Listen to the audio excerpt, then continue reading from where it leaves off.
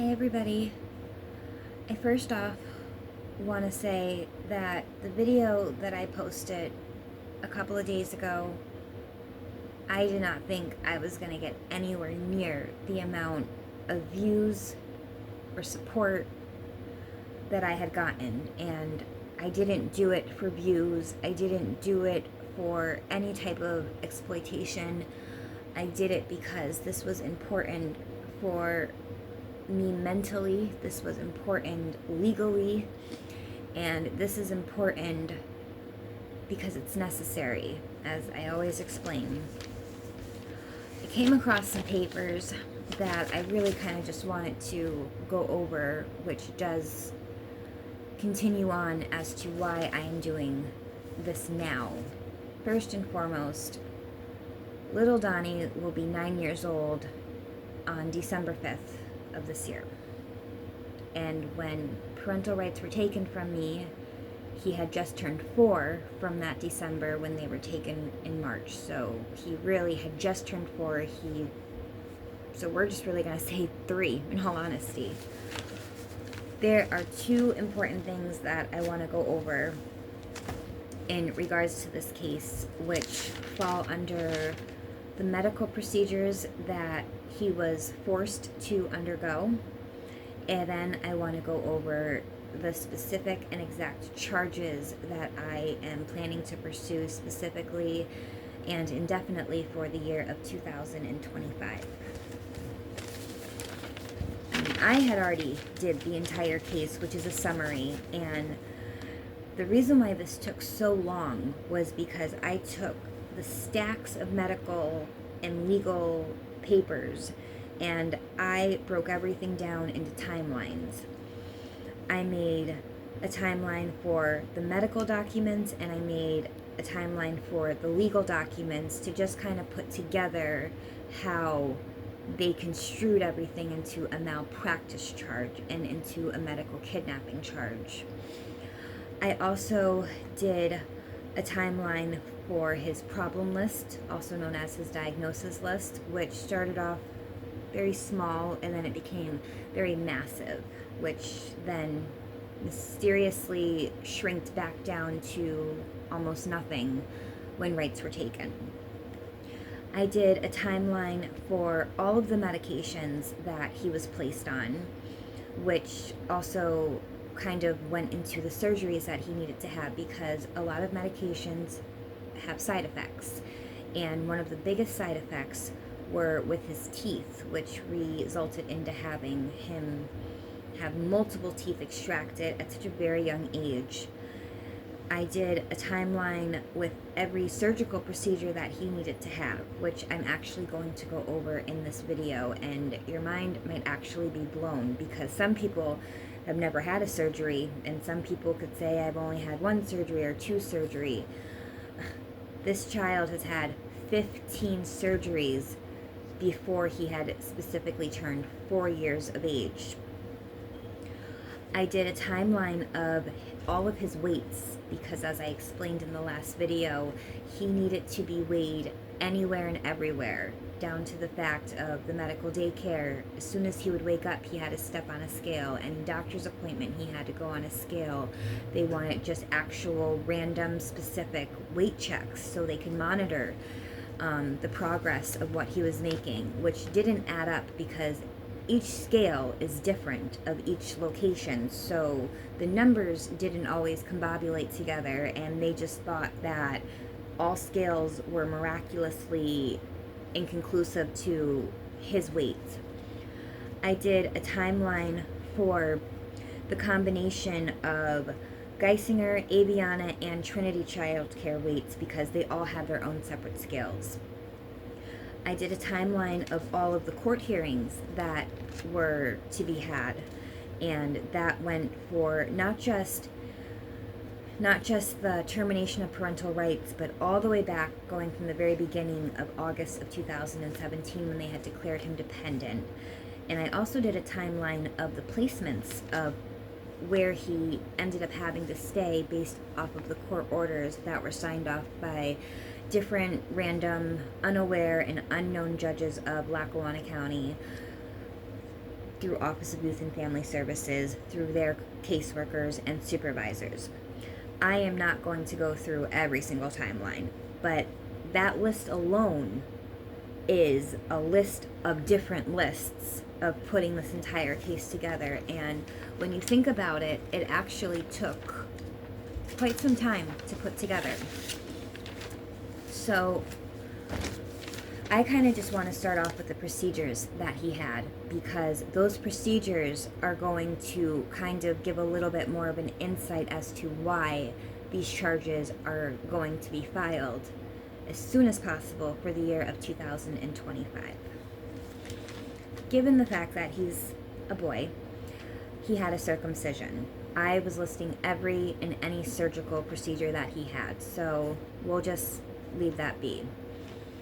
He had to undergo a sleep study where he would spend the night, not in his home, in a hospital where they put these wires and they hooked them up to his chest, they hooked them up to his heart, they hooked them up to his head, which went to his brain, and then they went to a machine. And all night he would have to sleep and they would monitor his studies. They had determined that he had sleep apnea and he needed a monitor. There is something called an EKG procedure. This is important because he had 1, 2, 3, 4, 5, 6, he had 7 of these. And the EKG procedure basically was a way to determine the malpractice charge, because what they decided to do was say, since he wasn't taking to the formula, we're just going to say he's allergic to everything. Since he was throwing up things continuously, we're just going to say that he's allergic to anything under the sun. The real situation with little Donnie happened to be that he had a delayed digestive system. That was it. That was the extent of everything. And there is paperwork that proves that they had determined this way before they even started these EKG procedures. And a delayed digestive system means that he's not allergic to anything, but when you eat something or consume something, it just takes a little bit longer to process in the human body. So for the doctors to know that and to not explain that to us as parents, we would feed him at a regular pace, at regular portions, and his little tummy couldn't handle it and they couldn't process it, the foods, and that's why he would throw it up. That's what this came down to. I found paperwork that they had determined this very early on, but yet they still decided to do the food trials, which means that Donnie would not be allowed to eat nuts, grain, soy, wheat, dairy, eggs, shellfish, or any type of seafood. So what they would do is they would say, what we're going to do is we're going to give you 3 months and you could try to experiment with a food. We're going to say eggs. So anything that had eggs in it, he could eat, but no other allergy. And then they would do this EKG procedure where he would end up going to a hospital and he would be under anesthesia for each of these EKG procedures.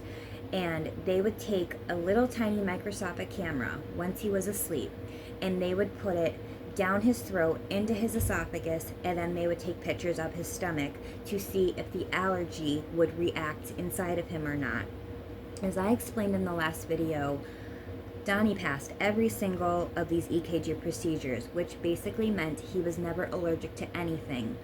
But the fact that I just explained that it was already determined early on that he had a delayed digestive system, they already knew that.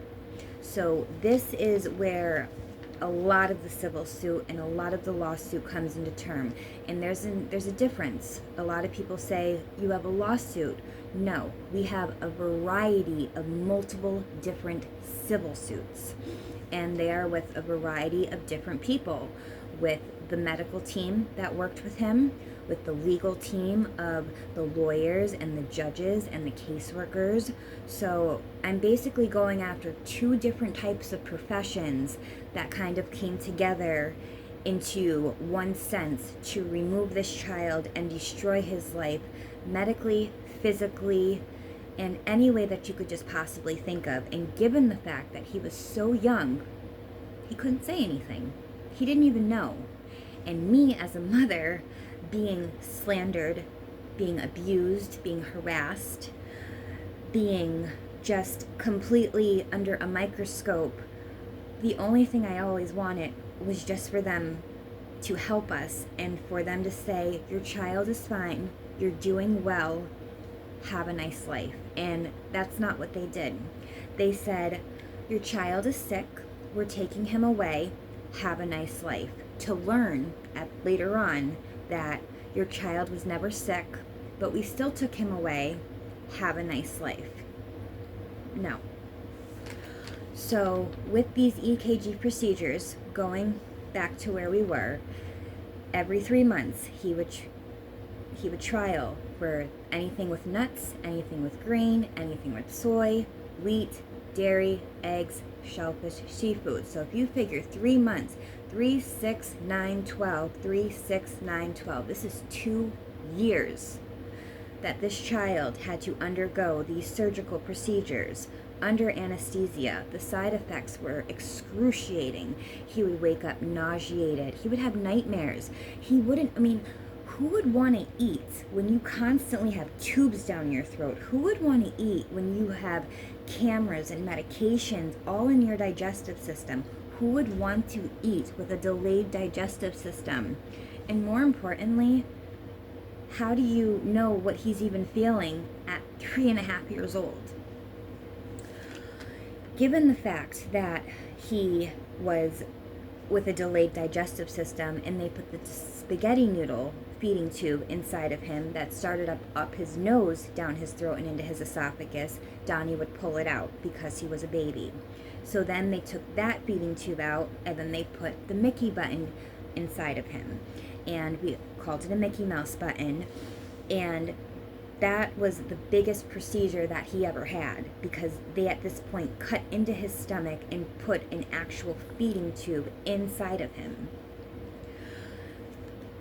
They decided, given the fact that he's already has throat problems and everything, let's just remove his tonsils and his andoids while we're at it.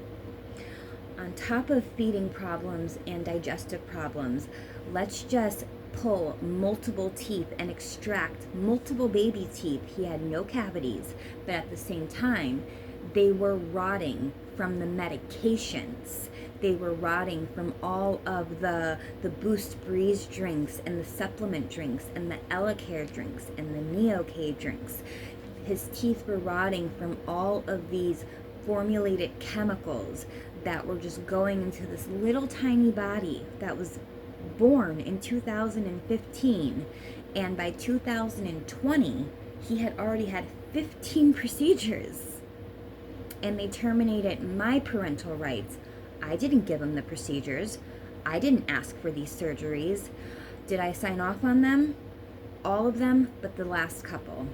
At the very end, and that's when rights started to get terminated, when I really started to question, is this necessary? Is this really necessary?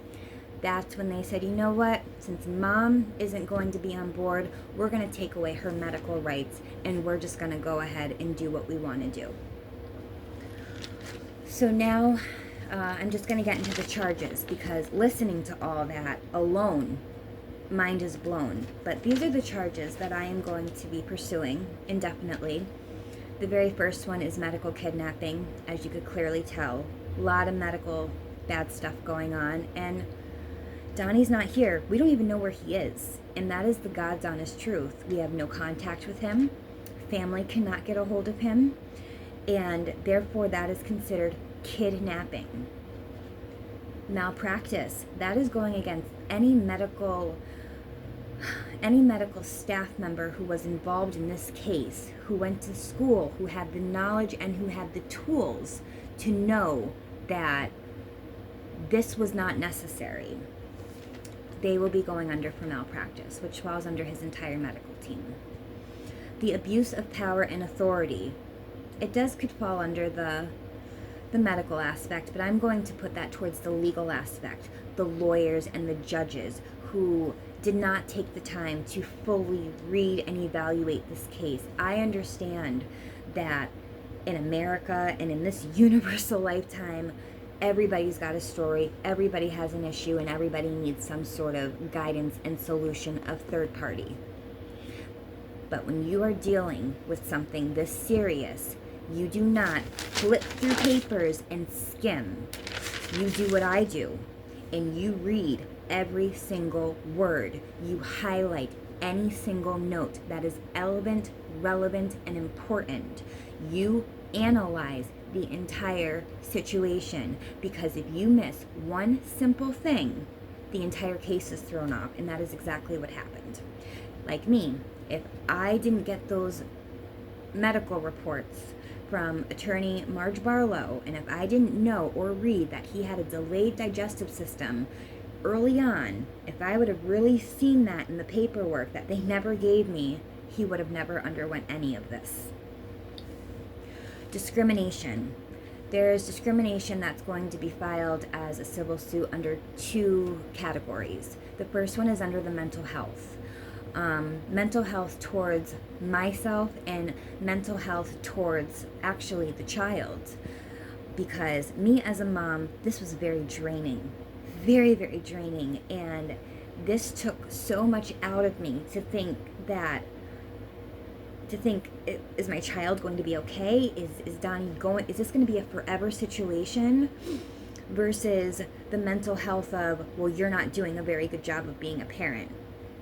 But there was no evidence of that. There was evidence that the only thing that I failed at was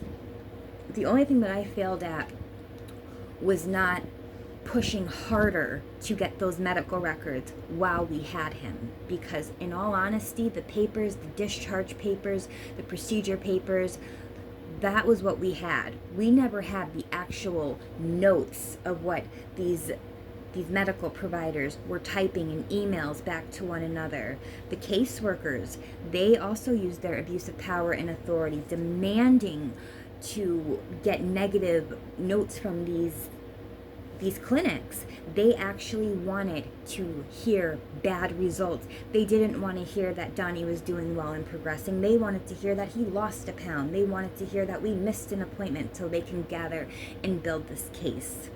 Another form of discrimination on the civil suit that I plan to be filing is under social class. We're going back to, the beginning of time. You've got your upper, your middle, and your lower class form of people here.